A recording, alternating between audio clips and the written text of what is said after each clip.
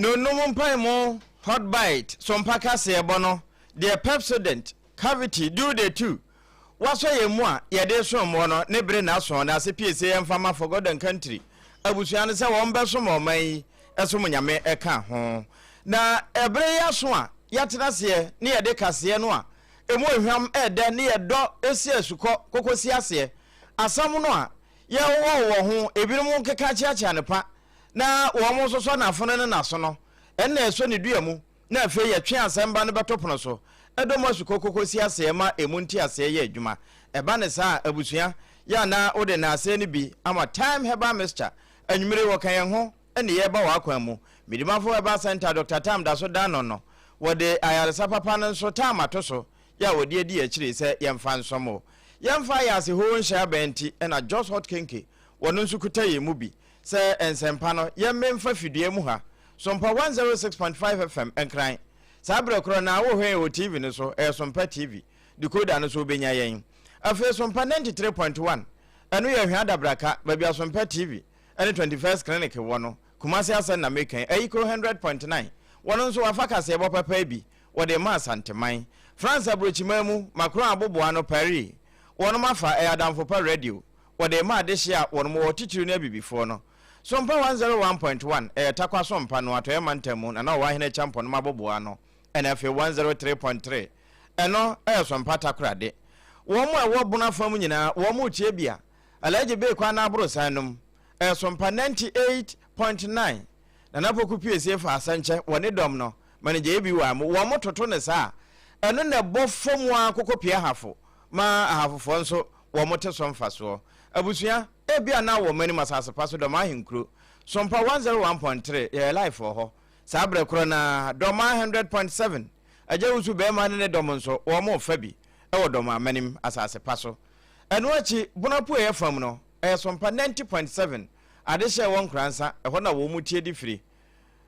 eno achi no 106.1 e buno east ho no na hinkro tachiman e di dem live ya systematic mo press pa asem so for frequency corona 106.1 nemum enu emfimfiri mantemu mankasim decoder no so be FM stations no won obenya SOMPA ho www.sompaonline.com ensemi nyina yewura tabo ate akekere de akwa akoto a obenya bi na wakenkan triple man ajapi APAM DADAA anwumebre me na hot bite no me di ho chia me kase ebo a ehye ne nso enworo wonum ene wasomo eno ene ede to awe na abusua se ye firi ase de a ene na afra tomakese wo mo edi hu dwa wo maboboa no ene bia no etwetwe anwo afa adehye bi ho na adehye a wono mo bokena tituru ne aba no ena wode stand one ne aba we ye joint statement ena wode firi waga aton wo ma henkro e wo bokena be ho ena wo che se efiri na de kwanimu ya wo mo a ekra tomakese anase wo befa tomakese firi wo maboboa no se ye de tomakese koma foforo so akoton wo mo se bokenafo wo mo twa abahwe ano wo mo mfa nkwa abontin bio wo mo beye wo ma de ofie na wo madi na sankomoyi enya hyase a eboboba no na wo mo hye aboa na wote unua so a ye nkasa sore ne so na mom ye boso se sore ye nso esanse wo free wo so a na unua so na wokro na enche bia na omai Ghana yanso mampeni eka se anwa enema hudo bi no musa wayire ya ye defa ya kwan yi so na etra ya boda ede kro no eno nso tintontan watwa abahwe ano enti bi be kwa emfa nso so wo mfa susema na enko enti saade abokena fo akan we no special export authorization wo mo na ebosui na wo mcha se wo mama na wotwe mienu sa na wotwe mienu no enya so se kuko adwadifo a ekoho na wo mo kokodidwa enya de wo mbe soso se kampese ye mamo aba na mo beduru ho a ya be kanse mfoforo bia de akere mo na nso ma remfi se enche bia na tetaw eno nso ewo etifia fa ho a bokena wo mo ekuro no bia etuoko kasa ho na ewie ye traka na adehia wo mo firi Ghana ha ekose wo kofa tomakese de aba wo mo twa agya to mo ma ebi mo kurati nananom wonse do ebi nso pirapira tro ma ewie ye no ababo ana ko hokọ sesa won mo ba ya won no mbegu 37 military hospital be hwe wo mo ma onya yarehwe ni nyina hoka no ekogu aban kokomu na saa semi a wo mo bobọ so yi ana atwetwe aso ama adwadifo bi a wo mo di tomakese hodwa wonom so we de mpanimfo nsore ntem nanso ekoba ya ebi mo so kire se ene ye de asase nyanwam titru ene ye tomakese akuafo no afi na wo mo nso wo mo ewo eba beso na wo mo bo we no wo mo kyasa sa wo hwe mmea bi a wo mo due tomakese pa etesa bunu apu yefam tachiman adwadifo a wo ho wonom nso dodo na akura kobokina no na wo mo akwa akofa bi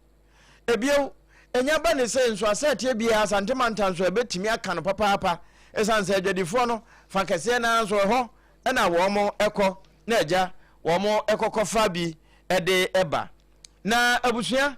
enche saa semi bobo baaye no se uwuram ewo asantema ntemu a yama ne boni ba bedu ene adwadifo no bi edi nkomo ema wo mo ka wo makosempa sada na pakese ya sonso for God and country Professor Kwabena Bochi wone wo mo etwi track ni bi nso kura di nkomo ema wo mo nso biebie nema ni so e de kire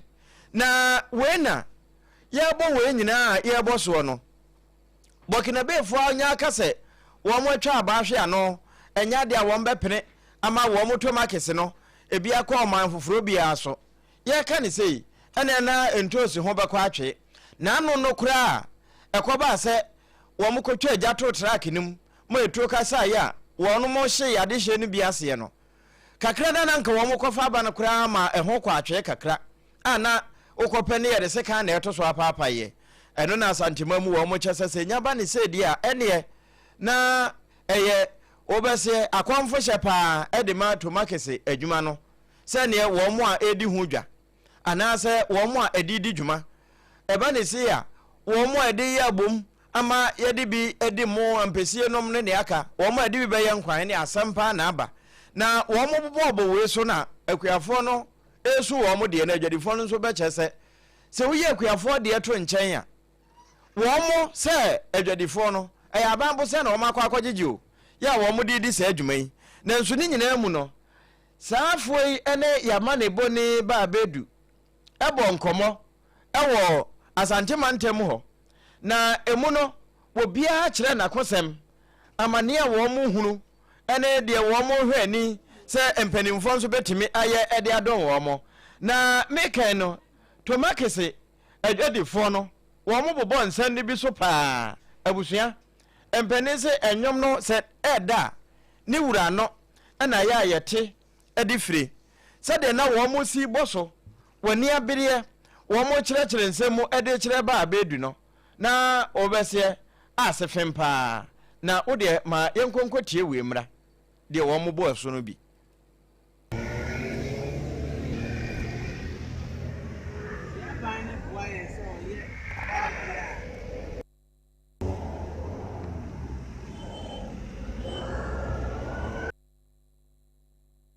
entonces ya anya bia ebe ha nyina because we ma me fo no omo na omo ko ho ma kofa bia ba na ye yifo na ya nya bi nso ayi na ye na ye ma eso anya bia to aduane edi enti so omo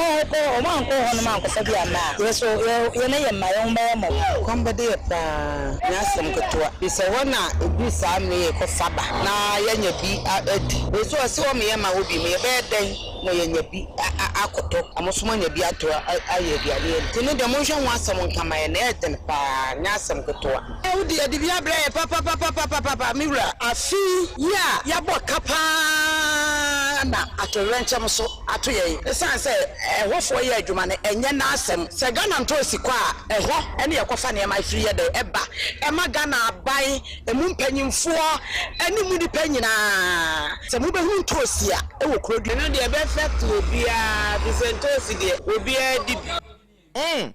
entosi de obia di bi ebe fati obia eno aya nkoma adwadifo no bi ene yaba ne boni ba bedu edi nkomo na wosasemi ho no ma yenkoso ani nyina santema mu ho jegina ho nso a na na bena se wa na bobo ano pedi jegina wonna ye ntosi hema e wa santema mu bata mpa nwumre ti enka SOMPA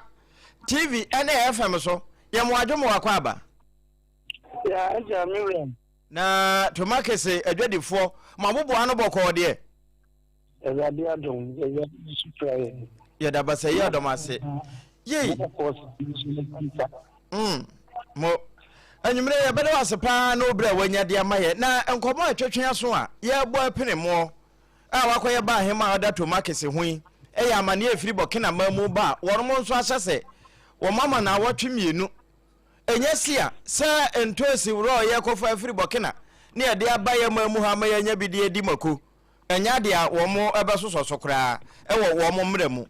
sankomo motiye no sɛ adwadifo a mo di tomakese ho dwa ya kama yɛ sɛ mo kwan no kɛse paa no bɔkena hɔ na ɛkɔ sɛ na mo siso mu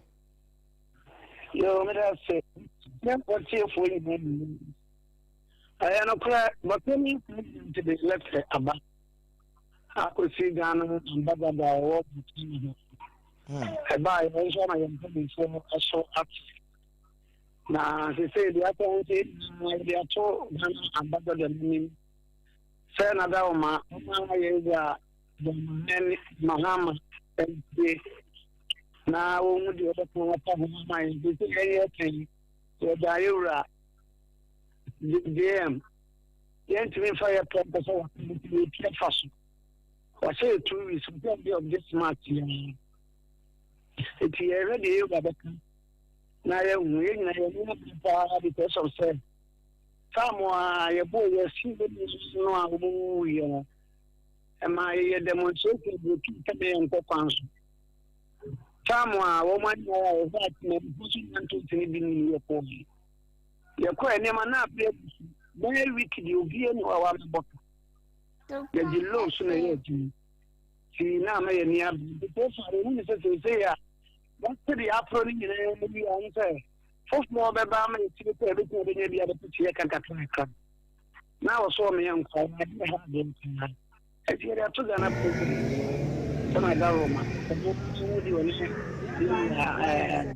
the president Subaka. Now, the winter side is a deal. If you say, Ghana, I need to go back to that is the previous year. It's Islam and another one. I'm going to Casama here. It's in Amakaya. And Batampase Kobase. Mampeni ni wo mo kasa na obese akyenkyen akye wo mo yesa wo mo ntwe wo man yi no ye ni baabia sa tomakese kro na abokofa bi no ye benya afiri gisa bokena nko a ni da se sian no kasa bi dana ade ntosi ni se benya dana ntosi pa trips ni mo ko ani benya dana ntosi sian no kasa bi bini ha ati tore say you guys you know na because I see any dam o krobe bria abantu bibeti ya dam ana ati ma mfun ti abeti ati ato no won say me dam ye dia iponto enso ye obi asa Ghana asa be ma ne be den ti na obi be den ti ya enyi rain season ye go to no se say I guys you be anywhere obi antimi to challenge man the man this for him to be baby ya this about Kenya ho because somebody that obi embo to obi enti obi enya bi enya part we mfa nya nkwa de no nso so be fa ye kakra na yo chen enti era sa ba no to ba se ya ko si we no no pa me enti abai na na da na da no me nyi bi ma Ghana sika kra sika ko tuma ayen tra tuma ya me len fa ne ko yi nana se enkomo no ebekura acha se jama mo se adwadifo no kura timede musika ebo se akuafo no bibisia e mo wo mo de ye adwuma na ewi a matete bokena ho nso na mo ye bisa oh ano de na ko e ba ko mo ni dan se so bi ya na obi ni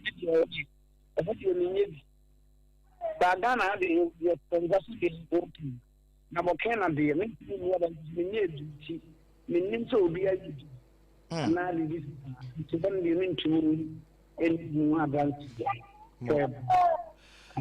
nana ma me musa we yo mo de bokena ho no mo di akoniaba se ye hweba bia wo mo dan so anka be ka se wo mo kura wo ye tifi a awia bo ho sen ha na wo mo no sen na wo mo yo na wo mo nya nsu a wo pebre mo kura no wo mo timidua ne ye ha nsu no eduba bi kura na ye yiri fa yen ye de ye ntimi nya ho bibi ana asasere na nsonso ne dem but so there be a chance when I get them to be open awia wo ho pa omo dam a check on who yes ya it be bia be o to be be say that you should not video book no fuso it dam no dia ben ya ha ya kan e mo omo to me don't so omo so transfer no better na ha dry season into it dry season no no do Mame se me kai na me de wo kɔ ekire kakra nso a factory bi between ti ana ye frɛ na wedi Africa omo ama yeduadua ntosi ne bi ne ye se ye frɛ bi pato de ye amokɔfa firi Burkina no ntosi type ben pato na wo enwa bia pasana Ghana de bia de se Burkina se kwaro aban ma aban bi wo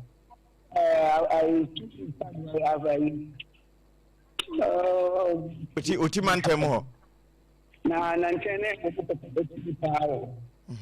sa ba te nyenye ne na bi mo chokora no na eno ana me no ko te guys ni no chomu na nchi guys ni na because of this ya na bi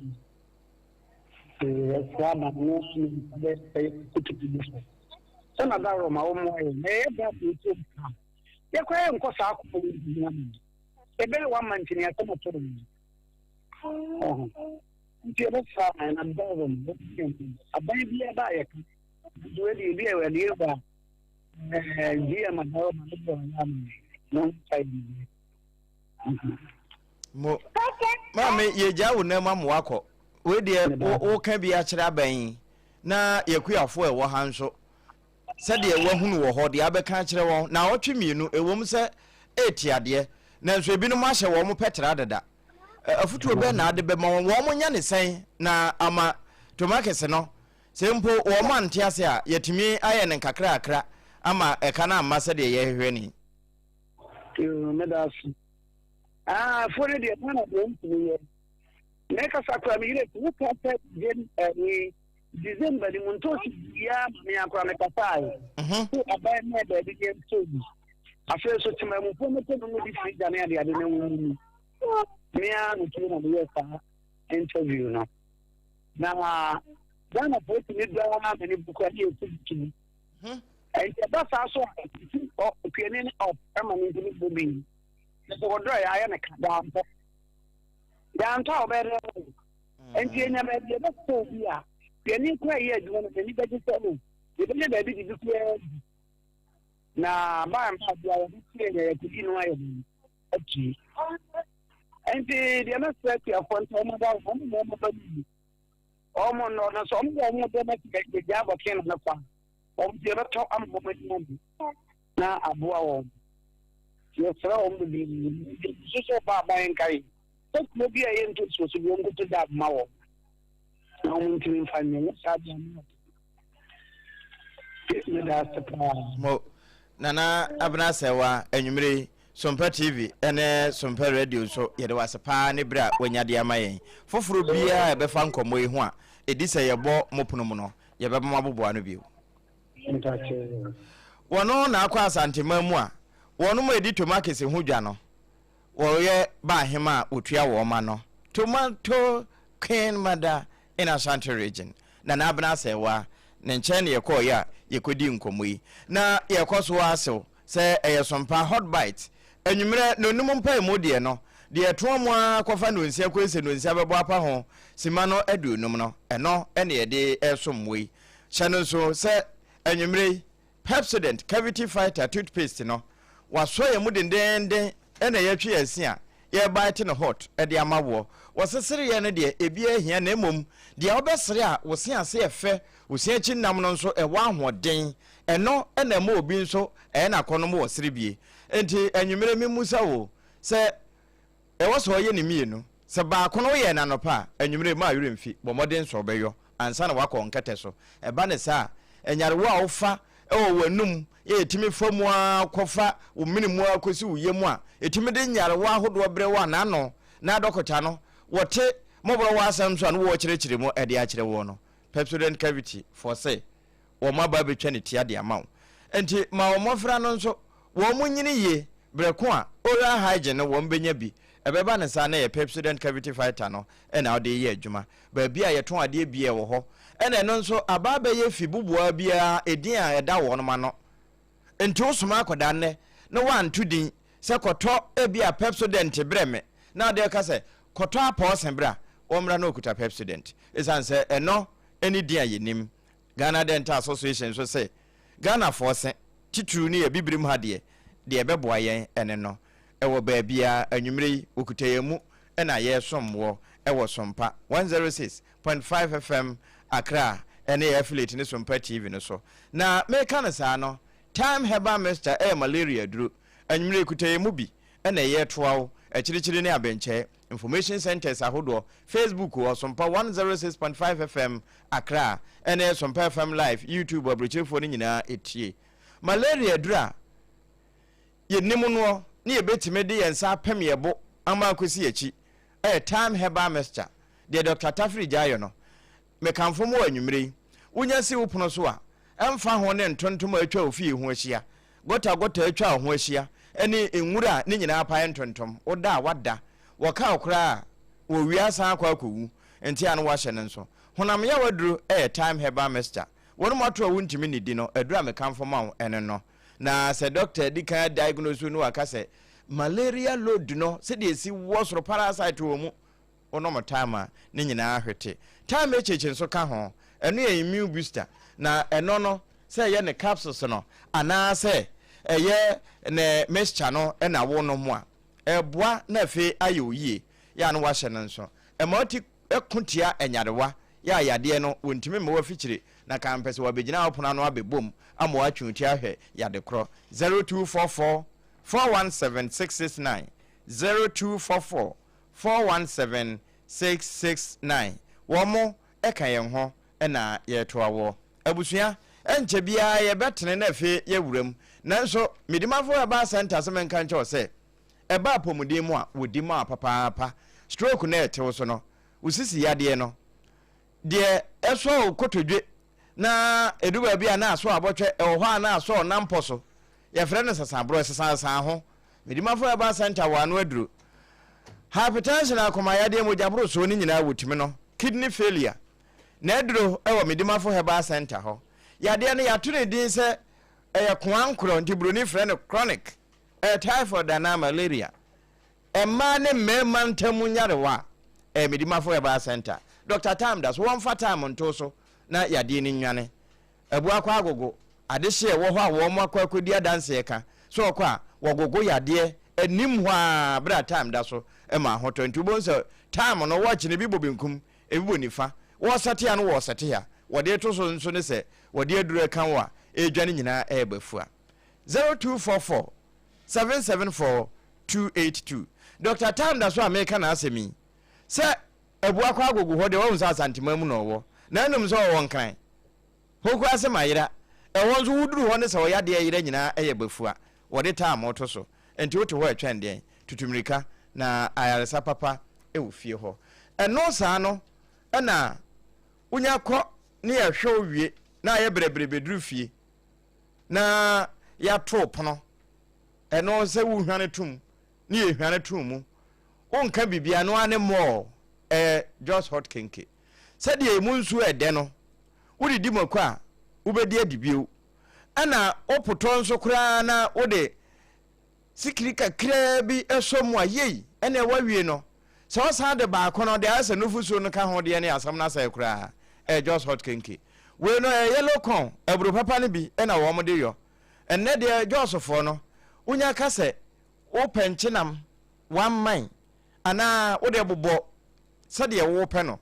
wonkɔ no wo ma package ne kama de ebrew enti ayi ase ayefra ase patia de dɔkono na ɛyɔ no josofo de na hwehwɛ wɔn ɛwɔ nkra ha ya commercial banka ɛwɔ dɔme n'akyi mekyerɛ just bread and pastries wɔn abobɔ ano enti wɔn mo kenke no wɔse ɛyɛ easier ɛyɛ healthier ɛsan yɛ profitable enti wanka fi na wokɔtɔ aburu wode abegu nsuo ma bɛfɔ no bɛɛ na hansa ahwie akɔ yamo nikanika nyame ampata kura ne yabobom te sɛ de wode kɔ yɛ murupo ne nyinaa atwatia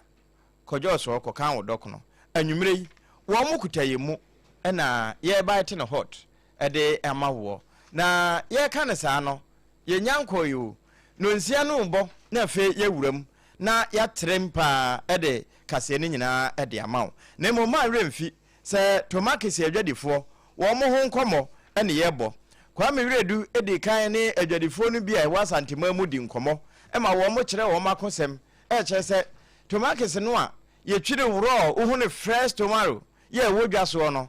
enya Ghana de no nko fakase na ebokena ne firi Ghana akuafo na wo mu dua tomakese no kra no sɛ de ye ne na abena sewa ba hema wo no ene da entosifo na no e wa santima mu di nkomo wo se Ghana de no kra nya mai eno no de no kwasem ni wo tankodu no wayi ne mirika so wo munya ya se wo mo wi a etimi ba buso e ma bewie na nkra kra di agro ene ye Ghana akuafo no nanso se sie ya ye kan de wo mo benya saa fresh ne bia agebo kana de no a wo mo nso ahye se na wotwe mienu ntam wo mo mpene ma emfiri ho na emma no nanso ne nyinaa no empenimfo nso gusu tu ho anamon di kasasie ama anya hwee no ya hunu de befiri mu aba na no nso ya sompa kase so ena bibia ete saa ya bosoi ye betimi asan wuram ne yakotwe de ewom de atoawo ne se ho nti no mafide no nkoso anaha na de yewo a ye de esom mo no edoso esene pi abusua ma ye na ye ho tiawa na fe kase no ne ntiremu ye no ntiremu ma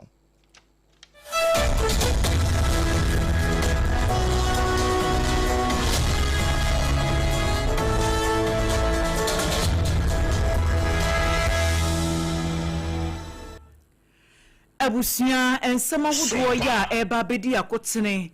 ewo kase boni bumi a wobete ene se omampani John Dramani Mahama wodi aprobo akopie mu ewo bono mantam no emu a wodi ato dwase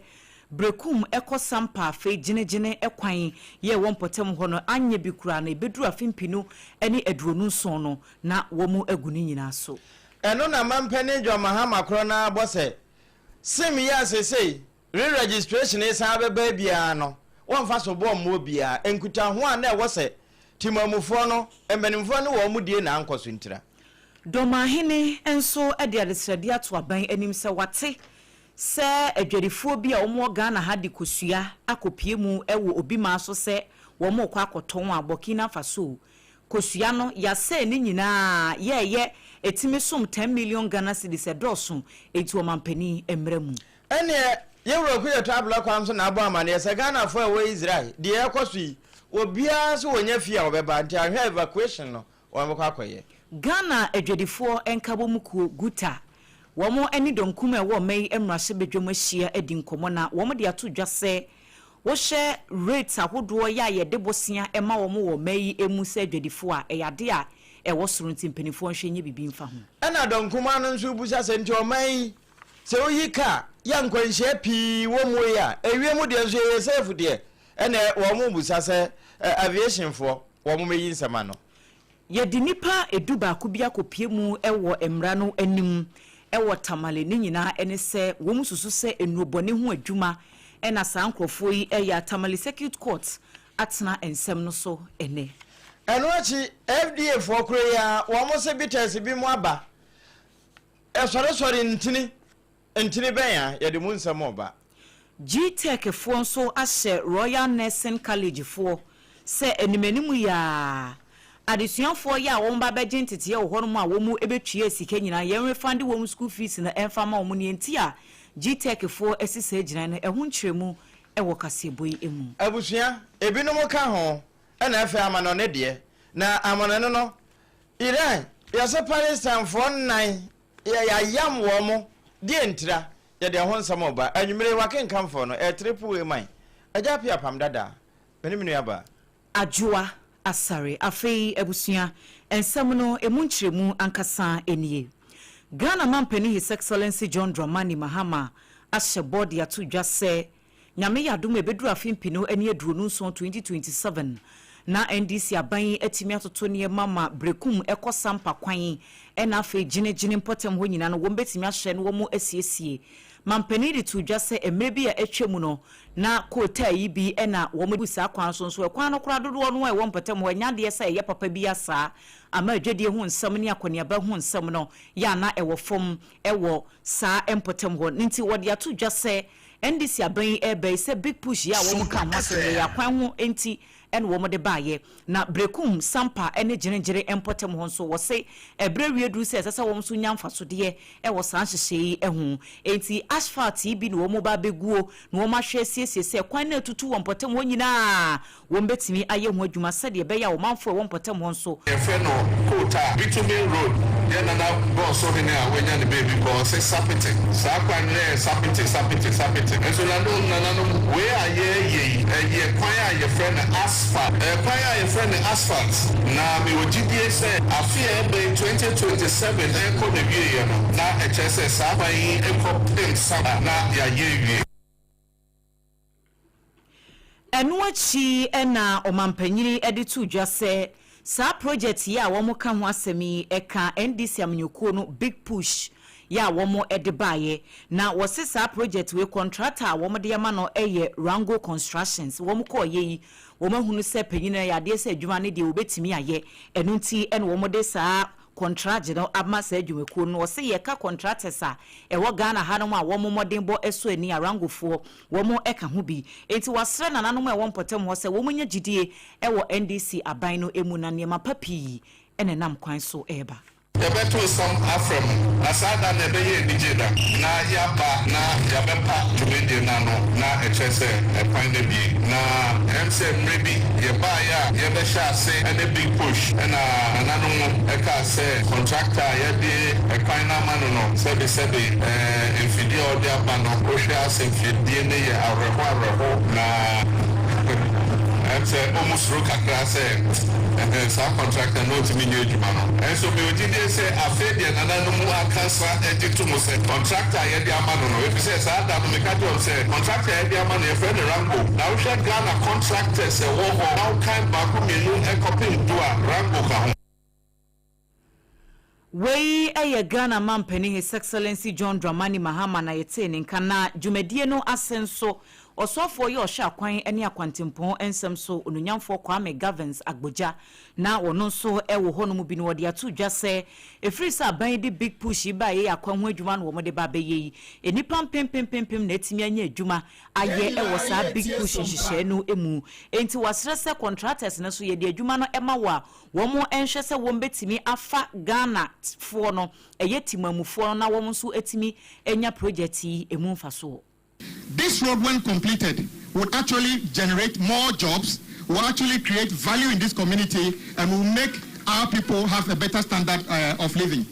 Mr. President, the last one, Big Push has created thousands of jobs. At the last count, almost 500,000 jobs have been created through the various supply chains of the contractors. Some contractors actually have over 1,000 staff.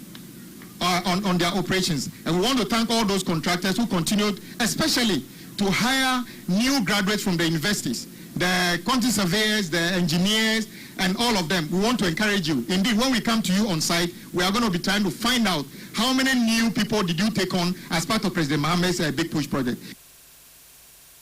Eni ya wuti ye eye swafo hwa kwan eni akwantempon ensem so Kwame Gavins Agboja. Yadaswa ejina nsem no mu na Ghana Mampani His Excellency John Dramani Mahama wono ana esanso kasai na wo ba kire sim yi asese du ba bi kura wo frɛ wo nua wo gina wo nkyɛn enso yɛse ne phone no kura adum ana nso kura wo ba frɛ no na wo ba sɛ wo ne kasa na ɛbɔ ne hwene nom na ɛho ade enti yewra sam na to George ɛse sim no re-registration be sanso akoso ebi sese ya yededa ne yɛ sanso aba ba ye bio enna Mampani se wo say 2021 no won wan ehwemu a waye kura ne say sabre no so afa no hwe nkutahodie so maame esela usu ekufu na wone National Identification Authority penin no kura no ne nka SIM registration no maybe a twemu you see na mbetwa SIM foforo na edio how kese e bai okwa na MTN na si canopy na ni party ase na ye frɛ baako ye nyina sani enim say Minister of Communications are all SIM registration no na on National Identification Authority page no na omo nkasa na echese omuntem enye papa enti se wo SIM registration e was say wo de bata national registration ho se na be ya your phone number yetimi hu se sa number yi e na suma hene dia e be say ya register ya de Ghana card atoso enti se number no ko ye bibia ni etresi a e be hu se na suma hene e number awe ho sam e wo ho ne se ya nya ne sa e ko twa SIM card foforo keke e chese mfaso bi eni so enti afa SIM card registration ya Minister of Communications e be ye no ye de ben link wo Ghana card na sa SIM card no ntimi sa Ghana card da so da we bunu mamu ana wakoka asasemi bra na najima opambo na womone ne nam na watubi emane ye yedasua ejina bono ho na domahene osagefo osiade yo ajeman bedu a wotosumienu ena de adesrede to mampani John Dramani Mahama anim se na nsem ntem wate se dwedifo bi ne kosua bi a yaboa no se yede ekọ Burkina Faso a nasa akosua no efridoma en womo ede ko Burkina ho se de beya edwede hu nsem betimi akonkan ena enipa bi kosia womo kwan mu enipa koro no yenim womo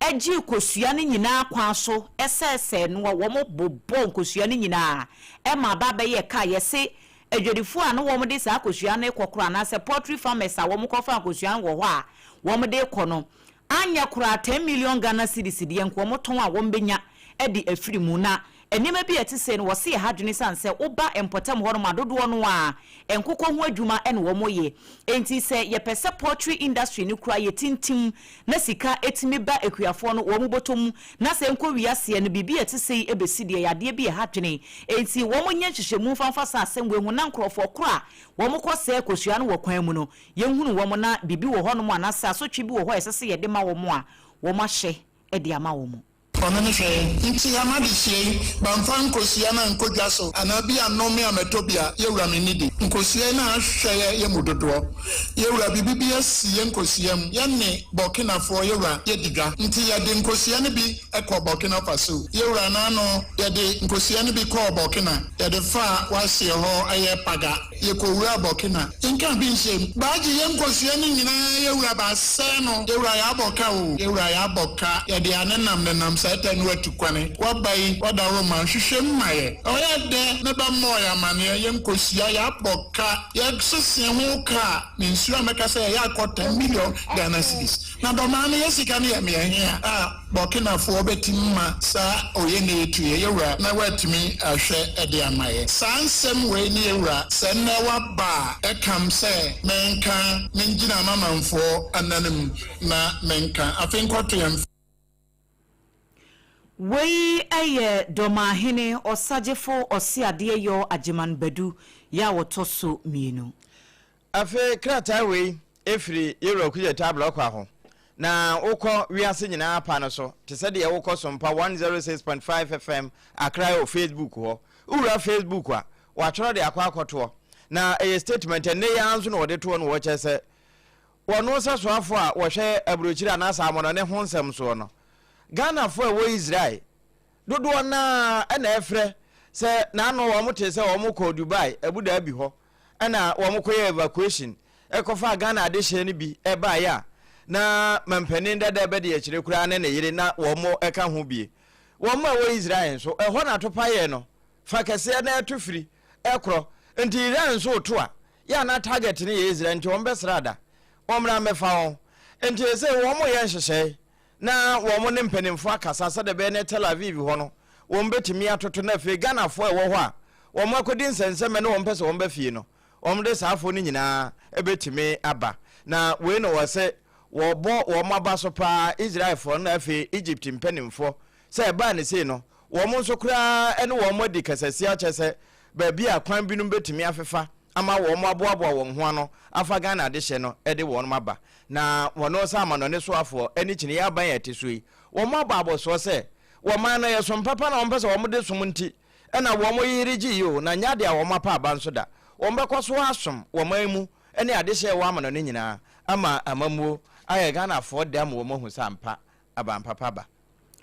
Yenfrisa ensamnimu na yenhye amanefoforo Ghana edwadifo enkabomku ya yefreno guta womodi atudwa se womadi aban hu ya oye pa esanse na nsem ntemu na policy rate womuhwa so emane ba fom so wo hye lending rate ahodo mekire biaye anase ohamu nchichemu ahodo ya commercial banks no womo ema abosia nitichu pa ne adwadifo no a womo kyerese sa lending rate no wo soro enti penifo enye bibi emfafa ho womo kyerɛ mu sɛ yɛkasɛyi anya bi kra no kwa akɔpɛ bosia de akɔkɔhyɛ wudwuma mu a ewom sɛ ejina sika ya wo pɛ de enso rate no ejina bɛ ho mu nkyekyɛmu aduonu mienu ekosi aduonu nan 22 ekosi 24% na wo mu hunu sɛ yade bi a ɛda so wosoro na owura Clement Boaten wono na yɛ president a woda guta ekono ano ene womni donkun ano eye enhyiemu ya sa stakeholder engagement no eye sa wo mukotena se no mato adwene na wo mo ahye enhyehya ahodo ebetimi aboa ma Ghana adwadifo nso wo mu dwumadi a wo mu di no wo mu kon mu etimi adwo wo mu kakra san sempepi ya no wo mu complaini se businesses ya wo mu ye wo se mfaso no wo mu ye nso etoda na enam sa rate ahodo ye wo so bo se nipa kro no wa boka from fram na wakasa wie ye pe enadom kuma no ba no deni a wo no di dom nanim ema wo mu kohyia gutafo ye nhyiemu yi Oru Alexander Afenyoma Kenso editu dwase o we kra de wo nka omakoma ento wo yeme nunti ne wo maba ene wo mo eba bedi nkomo no wo mahunu hawo a Ghana adwadifo no efom se de be ya nyame yadoma 2028 se NDC fo ne ntie wo mo no wo maya wo mo de wo maya ready se ye mo akwanya na 2028 wo mema ne mamu aye de ede amagutafo na wo de ato dwase aban bia wo ho no mo yemfom so na emum no mfom so ne se wo bedi atum na wa yen hyehyɛ se de be ya sanfom so na wo ba ye wo ye no wunya biem enu nti gutafo enya reshimu ewo wo mu nsɛm a wɔde to dwa wo meeting na se ne bi enie. We've been in government before. Governance does not mean you should just obstruct them, but be constructive and engage and prove to the people that you are on alternative ground. You are ready when given the chance to make it better. So it's a reason why on the instructions of our flag bearer, we are here. This issue about DDP, sometimes they can make a political statement and say that we mismanage the economy. I'm not here to say that we didn't make mistakes. That would be too much on the roof. No. Obviously, in any government setup, there will be some mistakes. But largely, look at the way the economy was going, 17, 18, 19, then COVID struck. So we did not lose our guards. We can bounce back, and we are very optimistic. But don't give up hope on us. We will do the do for you. Eni ya yekotie sesie eye domkuma no bano deni onyamfo Alexander Afenyoma Ken ene enhyemu a wo mu ni gutafo eyeye ene wo de sansem no etudwa eno na ate se wo bo do no na do o tema na mekoi tema hona na no ade prebi tu ya ade pre kota bi enam wie mu a ekoko wie ye ede kokko no a school park bi ho a nyame nko a se ewura suku mu anka de asembai ya mamu amienu yesa ye kan kura no evangelist ma wo mu nyina ti nananom wonse do na adwuma wo mo ye nti kura anko kanipa na wo mu nko a ena ekoko wuye no nyame so adwuma ena wo no maye na asemi ena yewura Alexander Afenyoma Kendonkuma no ba no de ne futumra so bedwani wono so akobusa wo badwafi ho se we di aviation formula no wo mo makyerɛkyerɛm esanse na no ba kono a esi wo boase afa ho no ewie se ne ye hwa na free radar no so eno ye wan ba kono esi ye no so ense sa ne ye se no free radar no so ana na no temade so enso ne ye hwa na free radar no so no wo busa se sa ankura adupire na etutu ne ye jama etufa babia nipa abo apeso na na nipa tifi protocol be na da ho ene ya asem obisa ebi kura ho anya adupire kite yanka ja no de ahomaso ma wo mo de nam soro enso be wie na ye ja na nipa tiri so nti wo se da bisa ho asem se we aviation fo ne betumi a kire mu yi a privately owned Sky Arrow microlight aircraft with registration number NJ-ADV lost control while attempting to land after flying from Ho to Accra. The minority extends its deepest condolences to the bereaved family, particularly the parents and relatives of the two brothers. This incident raises serious questions that demand urgent answers. How was a privately owned microlight aircraft allowed to operate over a densely populated corridor with such a devastating consequences? Were all safety protocols, maintenance procedure, and pilot certification strictly observed? What regulatory oversight existed, and why did it fail to prevent this disaster? And finally, could this tragedy have been prevented with stronger monitoring and enforcement? And on Alexander Kwame na Fanyamaken was ahene wabiyesu wo maimra sebedwefia wo chese aviation for we de mabobo anu na wachechira asemi ato.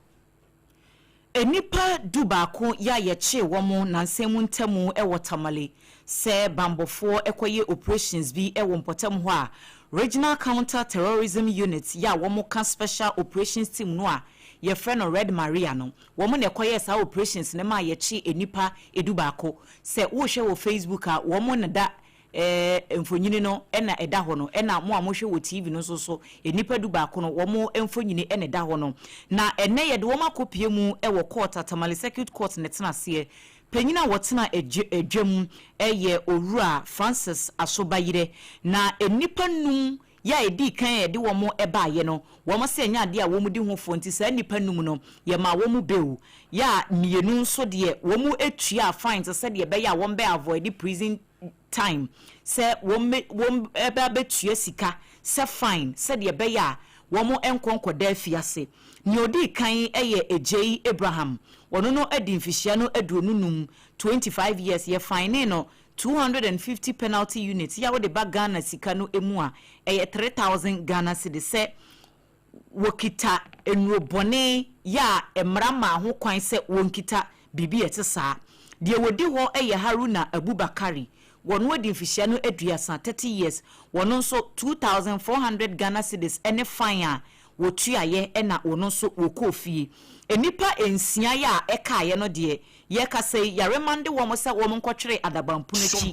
na nyame ya dom a April ni da etoso enson won besan ababepie mu ewo court wo ebi nso wo hono anyame ya dom a ebena da eda ye nimu eye bosumi ni da etoso adunu nan ye de bi beko benada na April 7 ye de nkaye no so akọ enti wo mo de san nkrofo no wo mo nyina eda so wo remand se ye kasei na bambofo ye watermale wo mo nam saa akwanya eso etu wo manfo nyina afo se enrobone ho asemi wo mo aka se bambofo no wo mani abre enti se wo mpa ho asem a enrobone de yemfa ho nkonkohyem na nso ase enipa bia o madwene se wo ne business na enipa asebe wo mo nam awia so ye adwuma ne wo ton yogurt o eton de wo gina school demu etrade de wo asore anope kwa ya sabia kwa ye adwuma wo ye wo mo de daabi enrobone na enuamu no wo mo sanse wo mo kyera eho na sika kese no ewo no wo mo se bambofo no wo mani abre pa ne titru ewo mentifido mantem ho enti wo mo nyina yie se ye chiwa enya de se wo mbegya wo amo akokwa enti wo mafo emfa we enya futu no operations no so wo mabo Ghana eye mentifido mantem regional police command no abaso yie pa se wo matimi etu anamo bi etisa ma ene ya kyesa nkofo we na emfaso ben kura na benya sense o koto dokono 3 cities no wakoto ne 7 cities hwe margin no eso se enti emfa ho ne de wo moye etiamra enti mra no so opa echi a eho na be hu se Ghana mra no ayesese bonwoma egu abaka se bibie ne yepagagina na be hu se moyere etitim Food and Drug Authority wo mabobo ane ne yeduru enhyemude bi koso asantemamu wo ma ye bibiduro no wo mo nhye mekere herbal manufacturers and a traditional healers association wo mo ade bibiduro esayade wo mo nhyemude a ekoso asantemamu aba abedu akwakopiase eno na asantemantan no pani a FDA otua wo ma no wakwa akokasa wase ede afutu ama won eno wo kyese enne unenam na ade wo hwe kasafoni ende SOMPA TV nka ho eno ya nwobi wotie kasafidi ahodo ya SOMPA FM ya nwobie ubate adrowei wonomu a ematimi didi ubedi destroy didi ase eno wo mo ka ebedi ho adanse wuntina adakore besore eduba bia no wo maka ensa wei se wunya no mo a wuntina ahojo nyina besan so nya ahoden bio na atimi apenetrate se penetrate hio ene wo mo eboroboro so a eno na yewura Nathaniel na nakwabena nkono mo ebeche se no kwasemu ni se obi ka se we de emu ede famude no nanso wi ahoden bi wo mu a FDA nyintomu saa na anom ne ebia no nso ebia kankan frede wom ne ebeka cho se wonum a ema ebia wo mema sam etimi ginaye wo ma sam ginaye no FDA for wo monyi bibia saa ntomu enti ya monto. I encourage the youth. This is a challenge that I've seen. It's not just about the bitters, it's about medications in general. The fact that Kofi took a medication and for his headache doesn't mean that Kwame has to take the same medication. You need to go to the healthcare professional for them to diagnose you properly and then give you the right medication. We should avoid self-medication. The youth should desist from thinking that these medicines or these bitters, these drinks, alcoholic things can do extra energy. Your energy is in your mindset. Your energy is resting. Your energy is eating good food. You don't have to impress anybody. That's why the young guys want to impress the girls by taking these things in the name of an aphrodisiac. I'll advise them, nobody has approved any bitters in this country, whether alcoholic or food, for use as a sexual aphrodisiac. It's not true. They're just deceiving you people, so stop it. I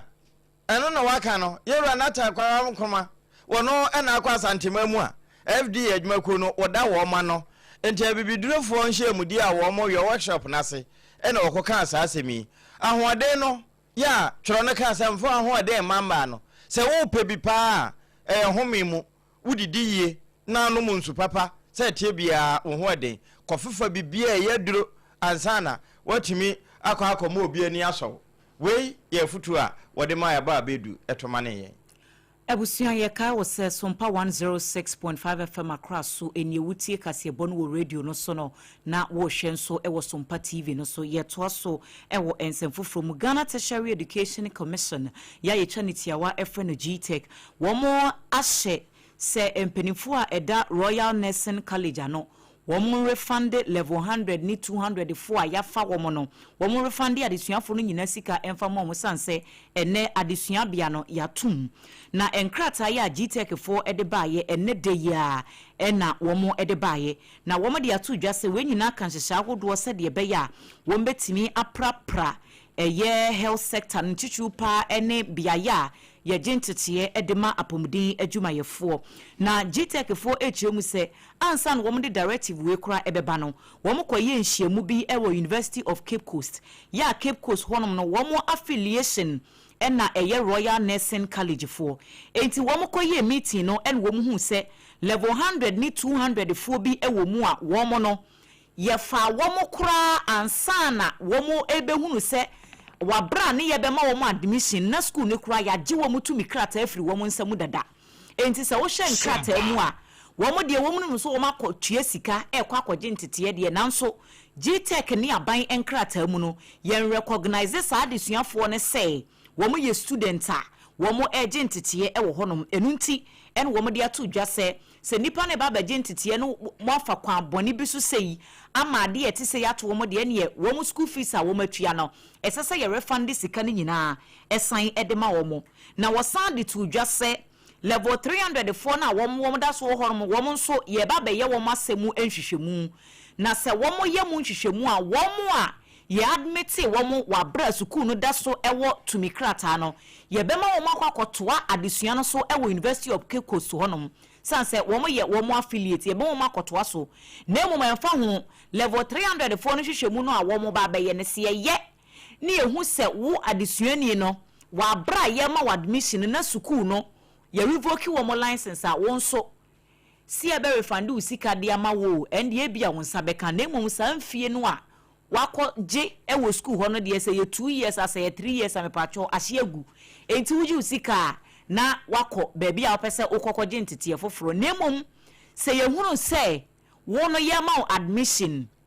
na school no bia ye ejina no ejina pepepe wo GTech for nkrata mu dia ye be transfer wako UCC na wako wie wo school no ewo ho eno ene hyehye ya GTech for aye na wo nam sa nkrata esu ebo o manfo nyina ano ho ba se wo kwa akogye entity a ye wo research ye biemu ne hunu se sukuu no womo wotumi krata womo affiliate fo no kora ene ho abi ko ebi wo affiliate no ebi anie UCC a recognized institution now so womo affiliate na ye Royal Nursing College fo no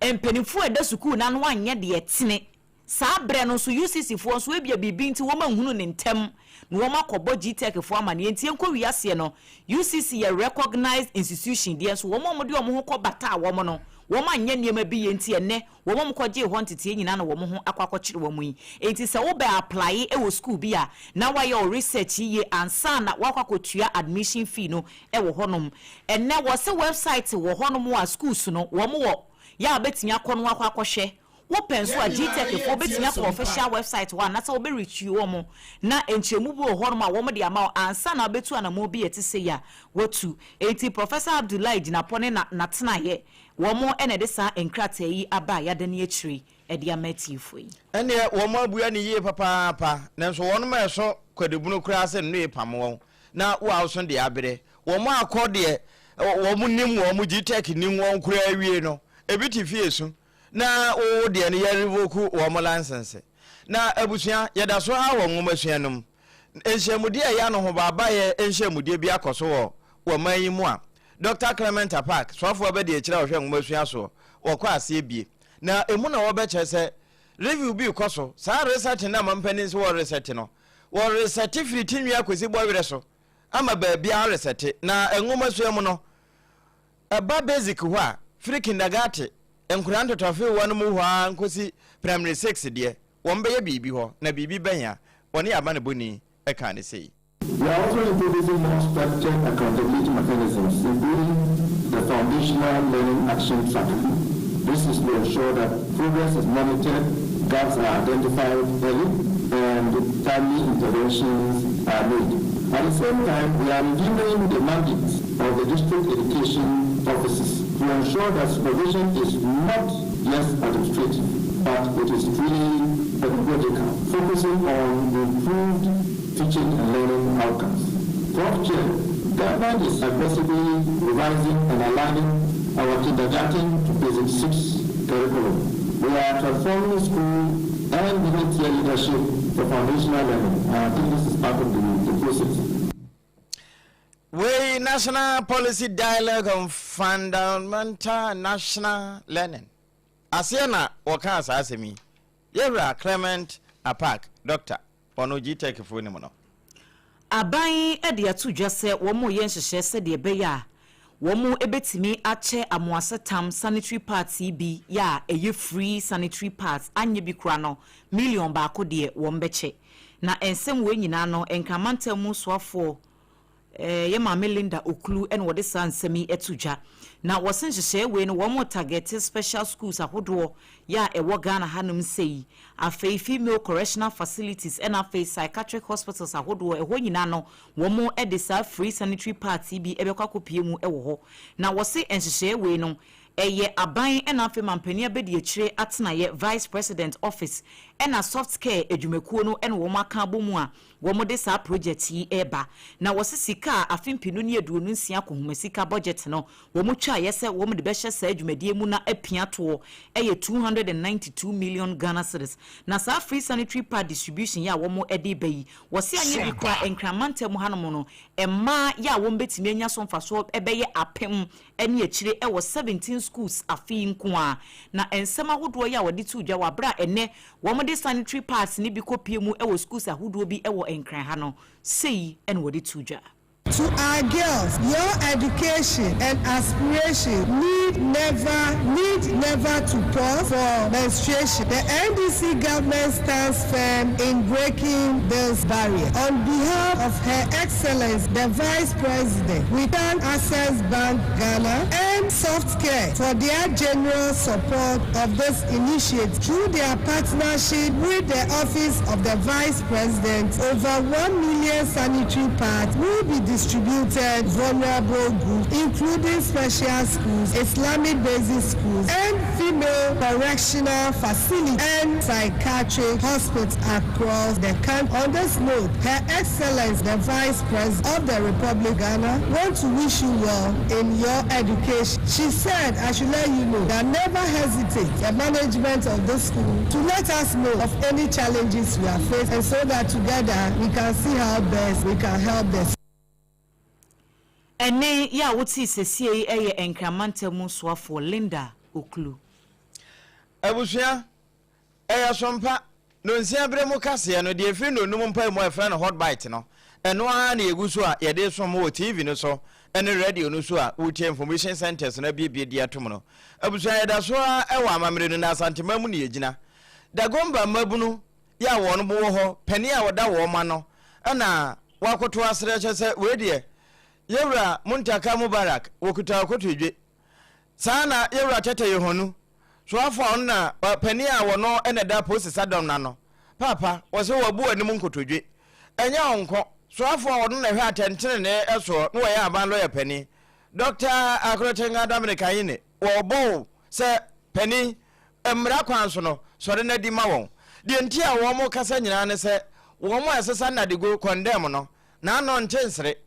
ebiti nananum wonse do a wo mo de su se amfa kwampa so na abaka aminu won nene yensa ntwe ne di nkomo a wo kyerɛkyerɛ de esi won tensira enam so ma wo mo si scrap de labi abokum no kura amunum ho na wo de yinti no mra. After this, we have not yet gathered any evidence or they've not yet made any arrests on that. They are still doing their investigation. So I became surprised as a case like this nature about 5 days ago and nobody has been arrested. So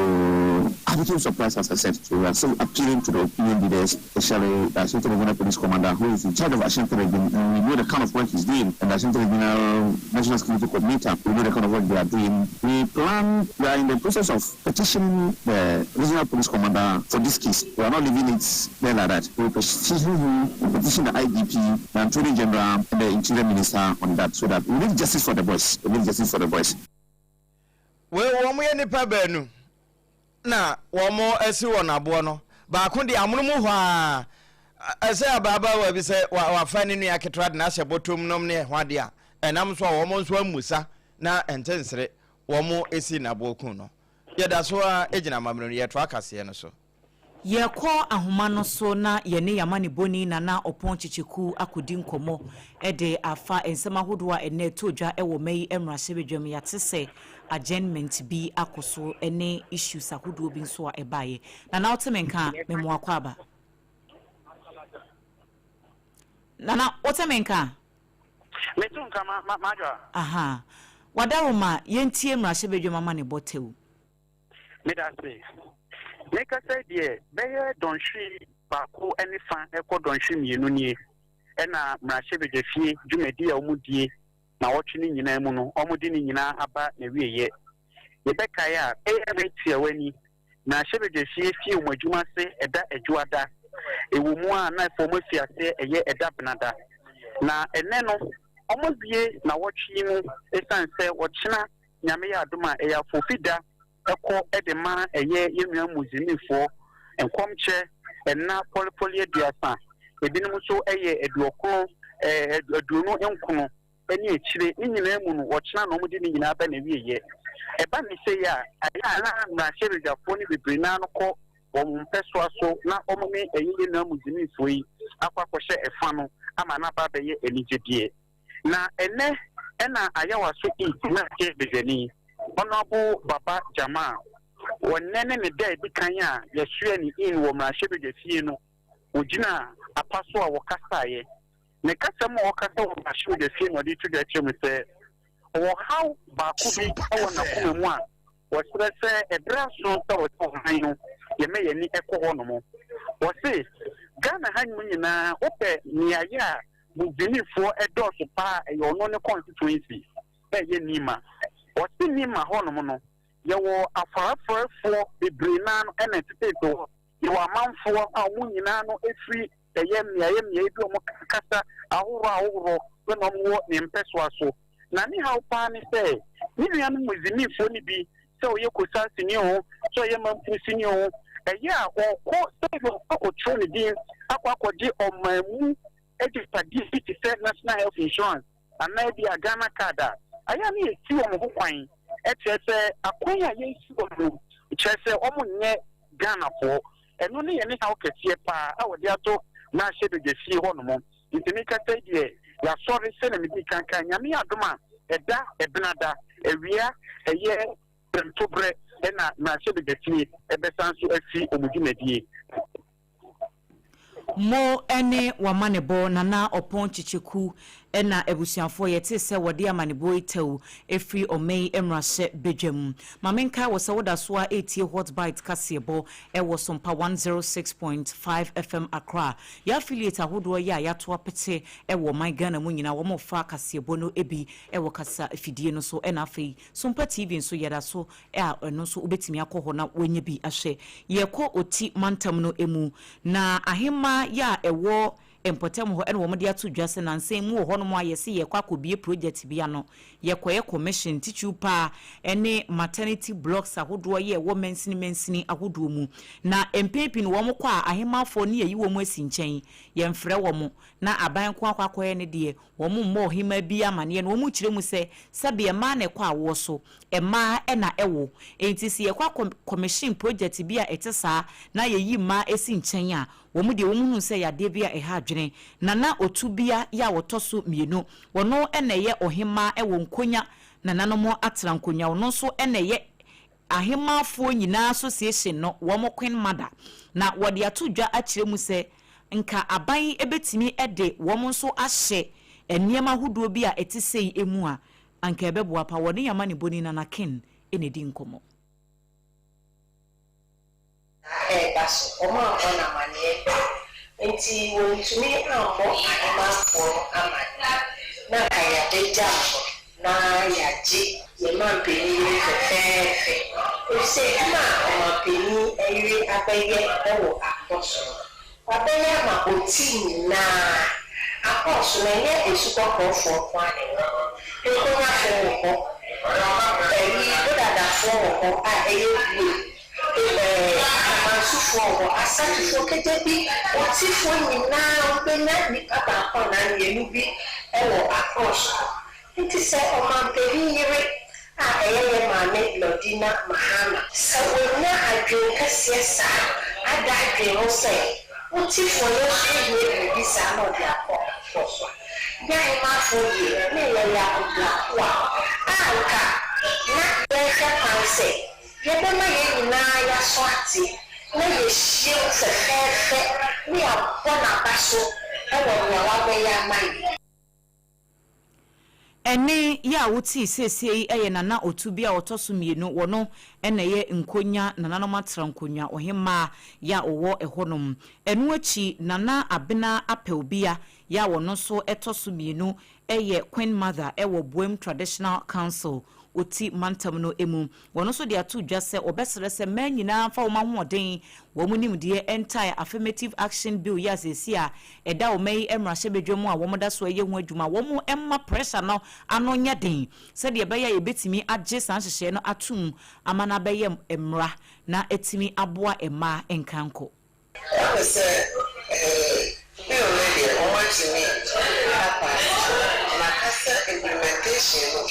eventually akona nti oti anima for regional grandmothers and I by meeting me and I go nti ya district kesianese openi kesi kana mante mimi mesa otie masa ti ya district ya shano na woni yesre se wa be no onhwe na dwumadie no onsa enwie mutie wei eye nana abena apelbia ya wotoso mienu ono na ye ohema ewo Boem nananom atrankonwa yama ne boni nana ken ene di wei bae eno eye wotine na afa frawachi ho na na ye free Boem a ene ye besena komfimfini mantem America na maboboa no ehon so commander Edna Egwafu Ebrim keyi ehon ne yekọ na yewura keyi nso kura kisichi ase ehon na meduwura ehon adwuma de kase bi ko so a emrahye bajani o won potem ho honorable Samuel Atamils wakwase na ehɔ na wakɔkasa no wɔkyɛ Commander Sugar Factory no de obetumi bia wɔne aban ka wɔ motama pama no sɛ de bɛyɛ na kyini aban obetumi ayama asa ba asetena na bɛyɛ adwuma na amanfo nso enye so mfa so afie draje ne anu mo so rochiro boda ma man ka na eme no ni MC ya bo ho ne yes ne ya ba na ya ma bo bro so de na sekretary no tin na wa fa ada ye hwehwe wo no man ni na ono ni improve na asom bi ni wa improve so ntum kada ye ni ne wo bompe na wo da bo ko asom we ye bra Honorable Samuel Atamos wone ne aban krache owura Ismail Zagun wonomko kisichi ase a womko ya adoye de mankremofo e wo ho eno na womde emmo anwa ne neema ahodo a yeri breki akonchina eyeye emai ne wie na MC nso edne de to so sei Ramadan so I tell you this. Madam, this year I'm not the Federation of Muslim Community and KU. One imams, one self-people, one executive. How would you know the Muslims are? I said, you can say, Kaka, the message Kaka, Nango Kaka, I debate him and Muslim from there. And it's a Commander Sugar Factory, Baba Yajuma. Nipa mpema duoso num de ebetimi afa wo mo ama yeye ene echire na ewie ye no na imam wo mpotem ho Sheikh Yahya Shafik Abdulrahman woda so ase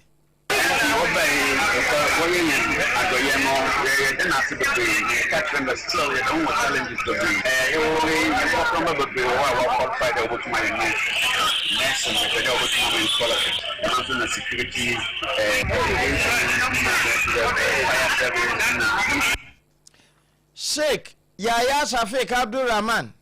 amaneboy ereka nan ne de bai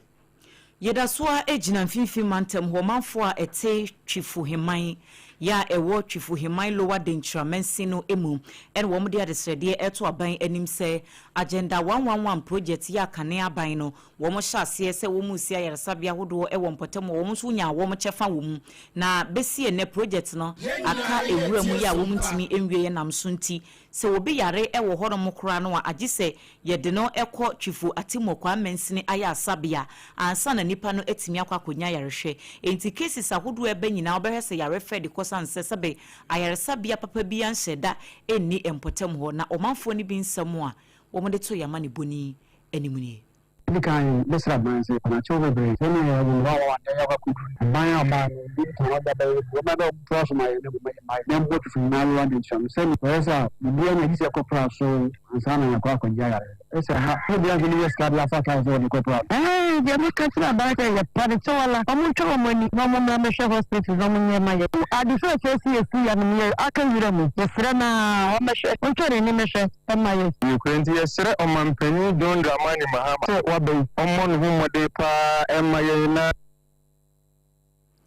Wei eyo manfo bi e watchfo heman na yete wo nkanu achi mensin krache ye wo mpotem ho no nyamfo Patrick Fiable wono so editu dwase wo medikan atu ho na modie ya wo munim se nye den ya bibipa bi betimi afiri mu aba na emum no wo mo san kai aban ni biom se project no wo mo tese afi ya list bi wo ho no mo ya agenda 111 project na afi won pese anye bi kura sampotem ho de won be wie ni nyina na wo mo sinke be ya yemfa twifu himanfo de no so enka afidie no ho se de be ya ebetimi awie mu de hu mfonyini na eda TV ni so ebi nso eda Facebook a wonya bi ehwensem a honorable editu dwane bi ni agenda 111 no ho ma ese ho se na lo so me ba ma ko ho me wala mo because the work there na say na keka there no person ko commission sana ya to abana but work done not there no back and say it's about 70%. You need the hospital our need the patient appeal nam days research abano estimate is about 10 as of now I don't know the number 10 and I selected districts na about 10 I mean the agenda 111 within the budget say the account there about na yetimi enya hospital na mayamawo wei aye DC ya owo twifu heman lower denchira mensinu emu onyamfo Patrick Fiable ena yete ne nkan wone yamane boni Eric Anan ena edi nkomoi ebusua yeka wo se SOMPA 106.5 FM Accra so eni SOMPA TV eye hot bite kase ebo ena waso gusu a wutie na wani gusu a wo hye ewo TV no so no ye dane ye hutiawa ne age aboafo enkaso ye ba ne aka tire no ye de beto so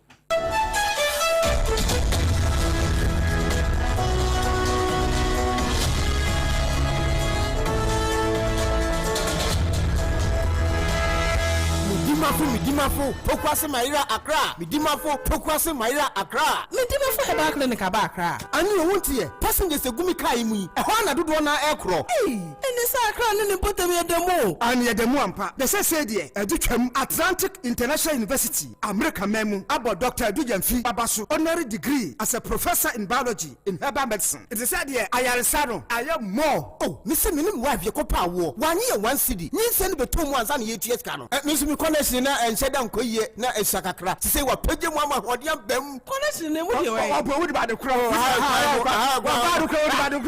stroke nso de wo fa no small chese agidi wo wu ani de asie no yare bia etatia e wo Dr. Tamda so andi so diabetes, hepatitis B, prostate, hypertension, malaria yare bia kuma se owo agogo opposite government school no na nkra hanso obepiem e wo pokuase mayira kwan no so fra doctor 0244 774 282 and 0500-727215. Midimafo Herbal Clinic. Midimafo ne hwa. Yeah! She was saying, get a Pepsodent charcoal toothpaste.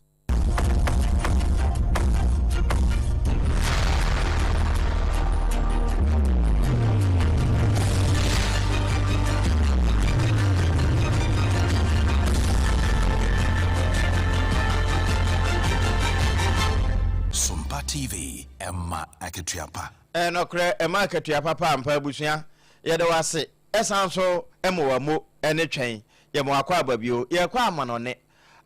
de emu no sese Iran fo na wo mo nsem na ho apaso yi na Palestine fo na ebo amane se ne ekoye aka won pa sese wo betimi aka ne pray se nipa nan bi de wo mo na mano kra na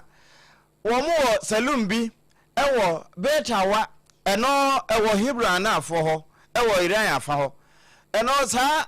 salun ya mekan nipa wo wom eye adwuma no wodi mfinhye aduasa mienu wonyem mpo ena afi wo ne ba wodi mfinhye adu nson so kra ena ewo ho